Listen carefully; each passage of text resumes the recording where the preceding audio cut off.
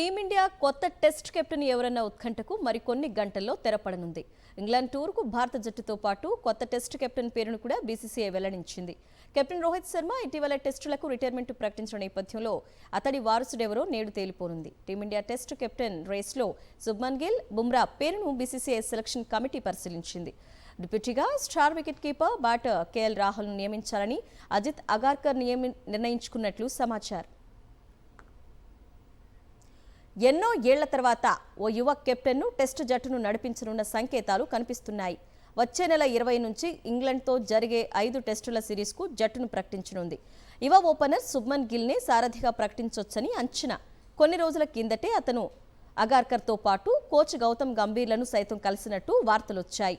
చివరిగా ఆస్ట్రేలియాతో ఆడిన సిరీస్లో భారత జట్టుకు వైస్ కెప్టెన్గా వ్యవహరించడంతో పాటు రోహిత్ అందుబాటులో లేని 2 మ్యాచ్ల్లో సారథ్య బాధ్యతలు నిర్వర్తించిన సీనియర్ ఫాస్ట్ బౌలర్ జస్ప్రీత్ బుమ్రాకు పగ్గాలివ్వాలనే డిమాండ్లు ఇటీవల గట్టిగానే వినిపించాయి. అయితే తరచూ ఫిట్నెస్ సమస్యలు ఎదుర్కొంటున్న అతడి మీద సెలెక్టర్లు ఎక్కువ భారం మోపాలనుకోవట్లేదు. భవిష్యత్తును కూడా దృష్టిలో ఉంచుకొని గిల్నే కెప్టెన్గా చేసే అవకాశాలున్నట్టు తెలుస్తోంది. ఐపీఎల్లో అదిరే ప్రదర్శన చేస్తున్న తమిళనాడు కుర్రాడు సాయి సుదర్శన్ జట్టులోకి రావటం లాంఛనమే.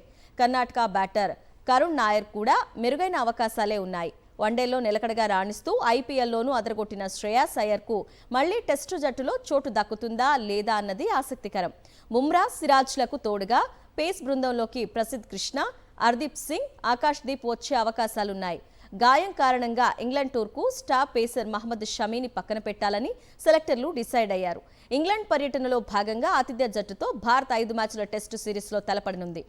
జూన్ 20 నుంచి 24 లీడ్స్ వేదికగా తొలి టెస్టు జరగనుంది.